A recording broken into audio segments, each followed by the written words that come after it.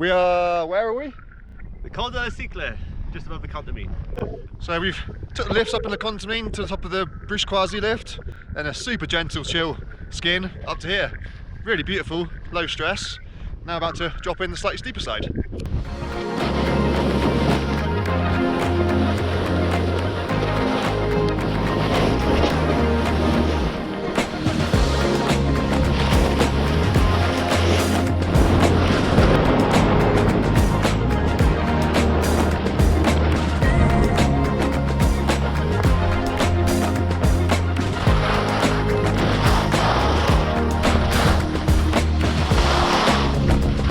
Tuesday today, on-piste conditions here at the Contamine are excellent. It's not hero snow, but it's firm, fast and still cold, at least on this side. A little bit stickier over on the out loose side, but still perfectly fine. Off-piste, everything's been completely trashed by the wind, so it's all horrible wind crust or wind scoured, but still brilliant on-piste conditions.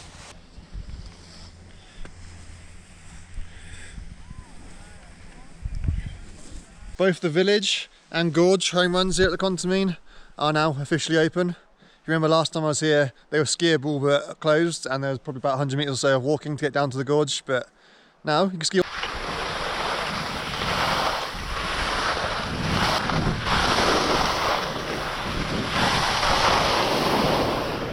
I've been busy editing my midweek snow report today, so no skiing for me. Instead, I've come to bash some ice again. Not the Cremerie this time. I'm up at Notre Dame de la Gorge in the Contamine, off to climb the Rousseling de la Rosière, or something along those lines. Don't know exactly how it's pronounced, but it's a nice long grade 2. Most of it's more of an icy scramble than an actual pitched ice climb.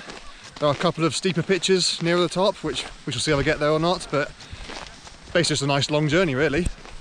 Ice climbing does not get much more roadside than this. Done maybe 2, maximum 3 metres of vertical elevation gain to get here, and depending on where you park, about 500 metres of walking.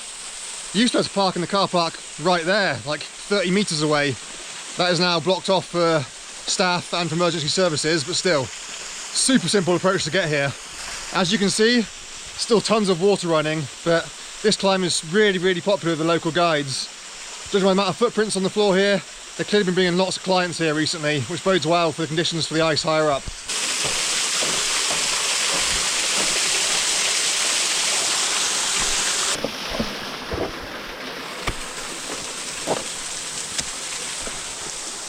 And here's the first big pitch, sometimes the crux pitch, around about 30 metres. You can keep it at grade 2 plus, if you take the line of least resistance, generally round to the right and then back left on the diagonal ramp, straight up the middle, more like grade 3, and if you take the steep head wall on the far right, probably 3 plus. So tons of line choice and tons of space as well if you get here and it's busy.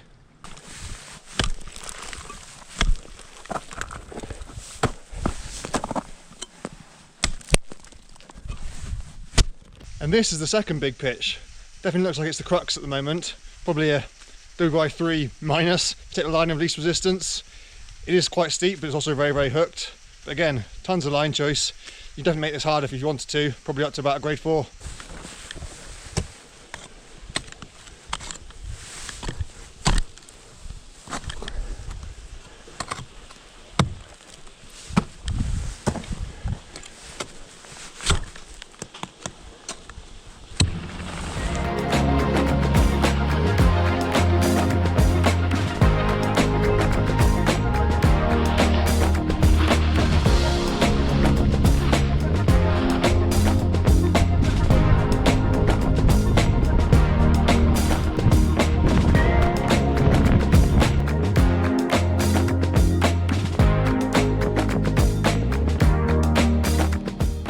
Thursday afternoon. I've just come up to Les Houches for a quick blast on the piste skis. I've not actually skied the piste here so far this year. The one and only day I've skied in Les Houches was on a storm day, so skiing all the side pistes and in the trees, so quite nice to check out how everything's getting on up here. It's pretty warm today, especially in the sun in the afternoon. Probably should have worn my shorts, but from what I've seen so far, all the pistes are holding up really well, even the ones which are in the sun. And of course, Les Houches is quite a low resort, so if the pistes are holding up well here, you can expect them to be holding up just as well, if not better, in the other resorts in Chamonix.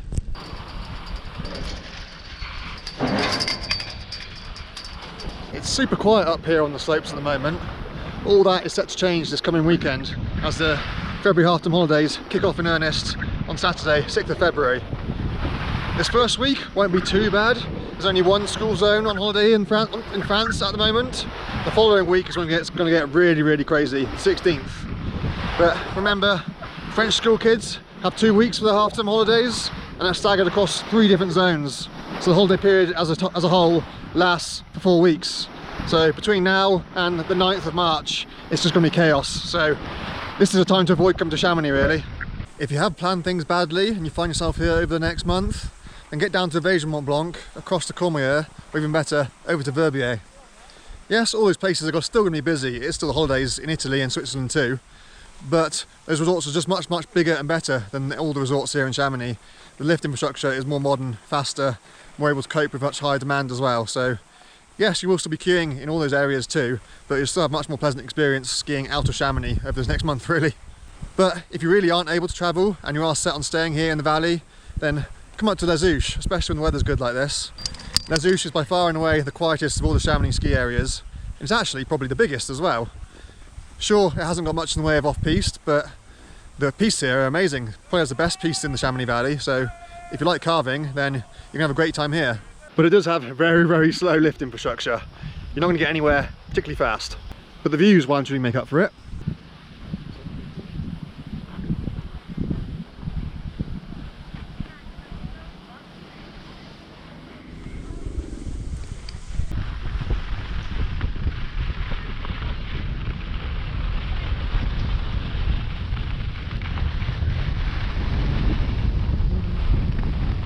This is quite possibly the steepest red one in the world right here.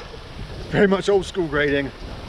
The drag lift I'm on right now has got a 50% gradient, which means that piece has also got a 50% gradient. Yet it's a red, go figure. And this is probably the best slope for complete beginners in the valley as well. You can come up and go down the Bellevue cable car, so you haven't got to worry about taking any chairlifts or anything else. And of course, being on top of the mountain, the snow up here is much more reliable than any of the beginner slopes down the bottom of the valley. And of course, you have that amazing view. And this is probably the easiest black run in the world, the infamous Kandahar, except there's really nothing infamous about it. As long as you're not skiing at 70 or 80 miles an hour like the downhill pros, it's super easy. It's easy even for a blue, to be honest. There's one slightly steeper pitch as you come down into the trees, but other than that, I mean, look at it, it's basically flat here.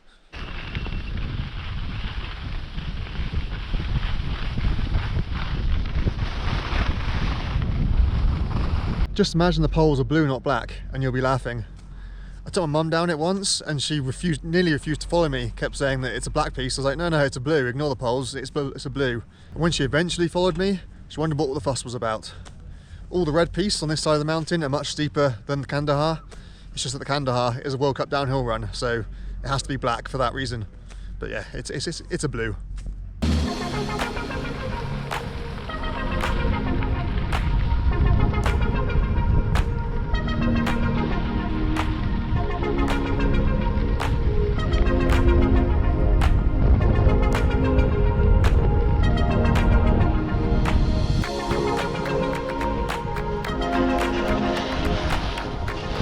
This last weekend I did a full moon Valley Blanche, which is something that's been on my bucket list basically forever. Since I moved to Chamonix, I've been wanting to do a full moon lap of the Valley Blanche. I tried it 3 or 4 years ago. Everything seemed perfect, the snow was great, the weather was great, but I forgot to check what time the moon actually rose. Turns out it didn't rise until after midnight, and we were getting absolutely frozen up there waiting. In the end, we gave up waiting and just skied down by head torch instead, which was still an experience in itself, but it wasn't the full experience we were after. This time around, everything just lined up absolutely perfectly. The moon rose about 4 PM, which meant that by the time it was actually properly dark at 6 PM, it was high in the sky, and also in the right position in the sky that it was lighting up the Valley Blanche perfectly. So it could not have gone better, just literally the stars aligned exactly as you want them. Not only that, it was also beautiful powder as well. I could not believe it. It had been a sunny day, bluebird powder day. We're expecting it to have been basically skied to death, but no. We did the classic because we're playing it safe, and there's probably only 10 or 12 tracks down it. I could not believe it. It was just absolutely phenomenal. The next opportunity, of course, will be towards the end of February. By that point, obviously, the days are getting longer, so you have to wait that little bit longer before it actually gets dark.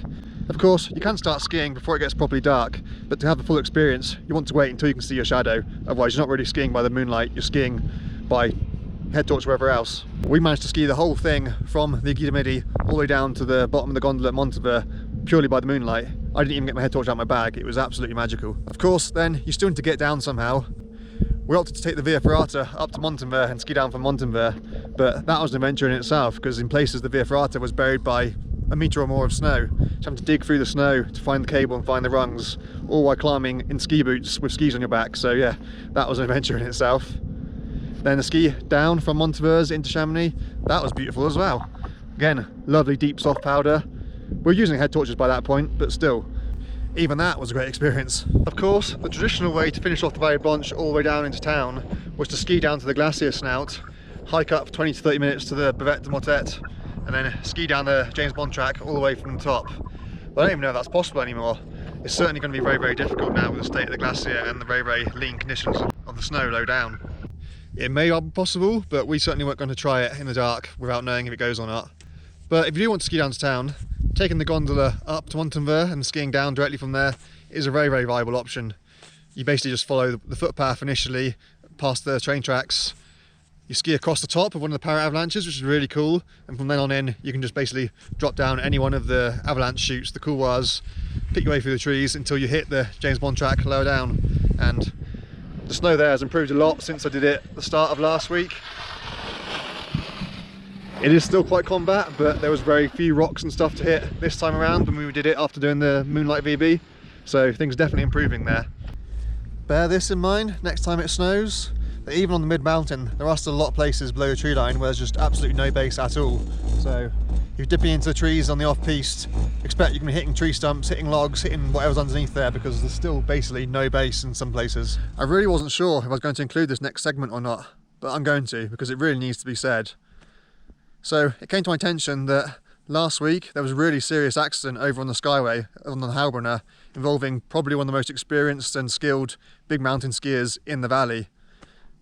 Just goes to show that accidents can happen to the best of us, but that's not why I'm telling you this. I need to talk about the aftermath. The guy sustained some very serious injuries in a place which is difficult to carry out a rescue. But of course, naturally, the rescue team didn't hesitate. They did everything they could to try and save him.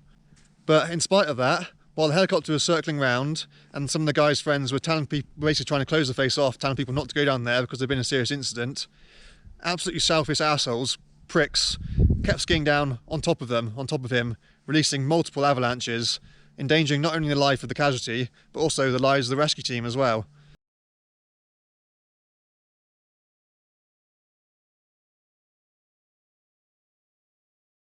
And this meant that they couldn't hang around there. They couldn't stay there long enough to stabilise the casualty.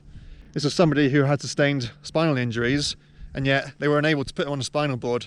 He had to be winched out purely by his harness, hanging underneath the helicopter with a completely shattered pelvis, broken back, all because of some absolute were being too selfish to stay away and enable the rescue to happen. I apologise if my language offends anyone, but to describe these people really, they do not deserve to be on the mountain. And we're seeing this all too often. People have just completely lost all respect for the rules of the mountains and respect for their fellow mountain users as well. If somebody else gets to a line before you, it's their line. They get to ski it first. You wait, you show patience. You should have got there quicker, basically. Doesn't matter who you are, if someone's on a line, you let them ski it safely and get out of the way before you drop down yourself. And absolutely, if there's a rescue going on a face somewhere below you, you stay the fuck away. This isn't a mistake. People didn't ski there by the mistake. You can clearly see a helicopter circling around. You've got people shouting at you, and yet people just care about themselves too much to respect the rules of the mountain. Their 15 seconds of fame on Instagram are more important to them than the life of a fellow mountain user. And yeah, there are just not enough bad words to describe these people. A similar kind of thing happened to me when I was skiing over on Skyway a couple of years ago. Thankfully without any serious consequences, but we got to a line second. There's already a team on there making their way down, so we were respectfully waiting at the top for them to ski out, ski it safely. While we were waiting, a bunch of about 8 Insta bros charged right past us, whooping and hollering, dropped right into the face, completely sloughing the face while the other team was still on it. And these aren't inexperienced people, these are elite skiers, no doubt some of them are pro skiers and snowboarders as well, but again, they care more about the gram than they care about their fellow mountain users. Pretty much every season now we hear horror stories over on Skyway in particular of people getting avalanched by other impatient skiers who are not respecting the rules of the mountain and not showing patience, are just charging down lines irrespective of who might be below them. And this really has to stop.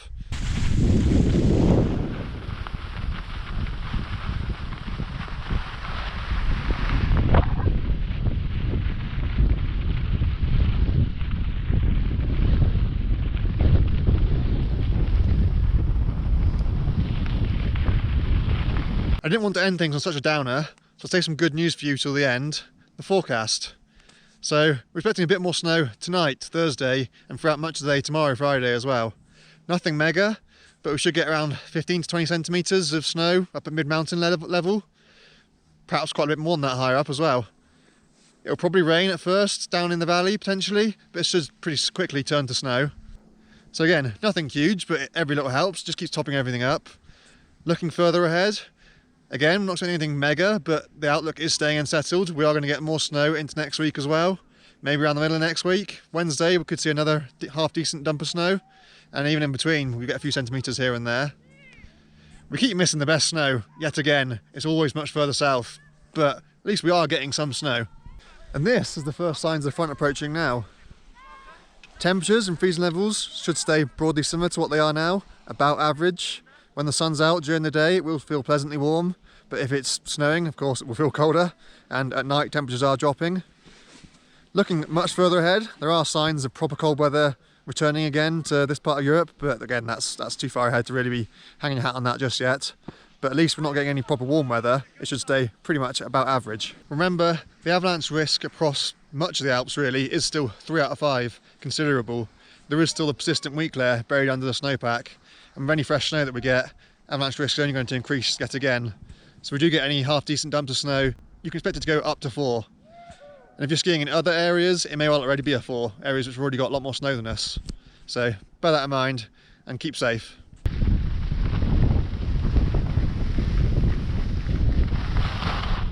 Both the Bellevue and Prairie home runs down to Les Houches here at the moment are in pretty good condition. It's very late in the day now, so the snow's getting very sugary here, but it's still perfectly enjoyable to ski. Obviously earlier in the afternoon, you expect it to be much better than it is now. Lots of people have come down here at the end of the day, cut it up a bit, but there aren't too many tufts of grass or patches of mud poking through, and it's not particularly icy either, so yeah, pretty good.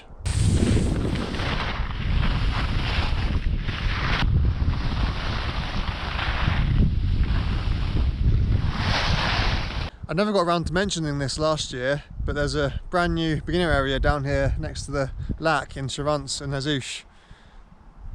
I think it's reserved for ski school. I don't think anyone can just turn up here and use it, but it's worth bearing in mind if you are coming out here with a family and you've got young kids. They may well be having their first lessons down here. It's a pretty convenient location as well, of course, right next to the Prairie car park, next to lots of chalets and apartments down here as well, and it's pretty picturesque too.